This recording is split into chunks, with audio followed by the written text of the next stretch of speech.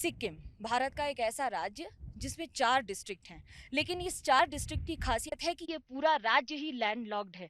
Landlocked का मतलब है यहाँ आने के लिए आपको एक ही रास्ता इख्तियार करना पड़ेगा भारत से, वो है सिलीगुड़ी कॉरिडोर का।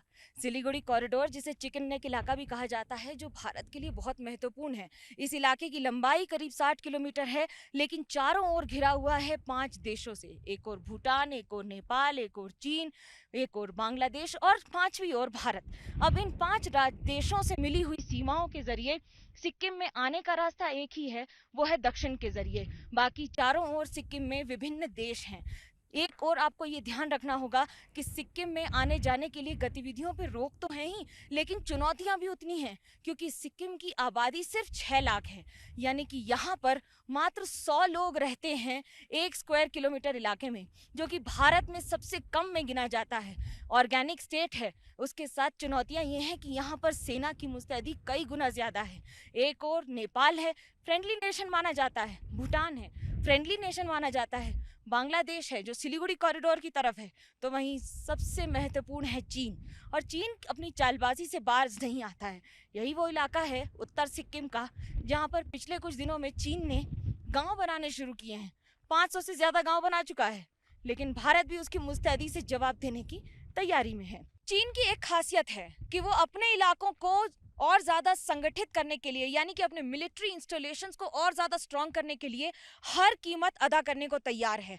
ऐसे में वहां की सरकार ये जानती है कि उन्हें युद्ध गति से पूरे इलाके में सड़क भी बनानी है, गांव भी बसाने हैं, और अपने मिलिट्री इंस्टॉलेशंस को ऐसे फॉर्मेशंस में रखना है जिससे कभी भी भारत पर दबाव बनाया जा सके।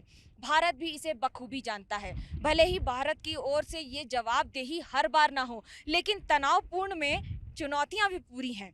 भारत की ओर से क्या हो रहा है वो आपको बताते हैं। ये है उत्तर सिक्किम का वो इलाका जहां लगातार सड़कें बनाई जा रही हैं।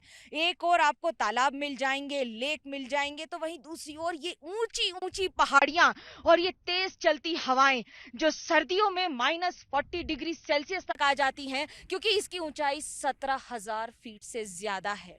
यकीन मानिए, यहाँ पर गर्मी के मौसम में भी 10 से 0 डिग्री सेल्सियस है, और अभी भी हमारे हाथ कांप रहे हैं। ऑक्सीजन की कमी हो जाती है तो बोलने में तकलीफ हो जाती है, लेकिन यहाँ पर जवान मुस्तैद रहते हैं। ये विश्व की सबसे ऊंची बटालियन है, और विश्व की सबसे ऊंची लोकेशन पर ये हेडक्वार्टर अपने आप में इन सारी चुनौतियों का सामना कर रहा है।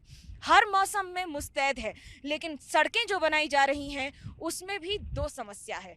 पहला ये कि पिछले 70 वर्षों में जिस तरह से सड़कें बनी हैं उससे बेहतर हो सकता था, और ये एक बड़ा कारण है कि आज भी भारत के लिए सिक्किम के कई इलाकों में सेना की टुकड़ियों का मूवमेंट या फिर बड़े बड़े टैंकर्स का मूवमेंट धीमी गति से होता है। और दूसरा, मौसम की मार हमेशा होती है। बड़े बड़े पहाड़ों से जब पत्थर और बुलडोजर गिरते हैं, क्योंकि यहाँ के पहाड़ों में हरियाली थोड़ी सी कम है, जिसकी वजह से जो पहाड़ हैं वो बंधे नहीं रह पाते हैं, और इन पहाड़ों से जब भूस्खलन होता है तो मेहनत की सारी जो होती है सड़कों पर, उस पर पानी भी फेर देता है। लेकिन हार नहीं मानती है भारत सरकार। भारत सरकार ने पिछले कुछ वर्षों में रेड टेपिज्म को दरकिनार करके कोशिश की है कि जितना संभव हो सके इन इलाकों में जल्दी से जल्दी सड़कें बनाई जा सके। उसकी एक दूसरी खासियत है कि अगर सड़कें बनेंगी तो इस यहाँ पर सेना की आवाजाही को और आसानी होगी। जो अब तक इतनी ज़्यादा चुनौतियां हैं, जैसे छोटी छोटी चीज़ों का मूवमेंट के लिए घंटों इंतज़ार करना पड़ता है, कहीं पुल हैं, और अगर बारिश और भूस्खलन की वजह से पुल भी टूट जाएं तो आप अंदाज़ा लगा सकते हैं कि इन इलाकों तक पहुँचना कितना मुश्किल है।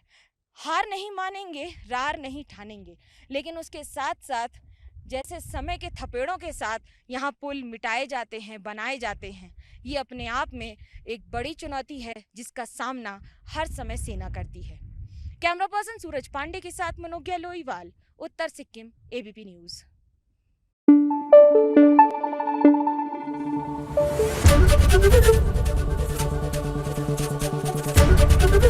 एबीपी न्यूज आपको रखे आगे।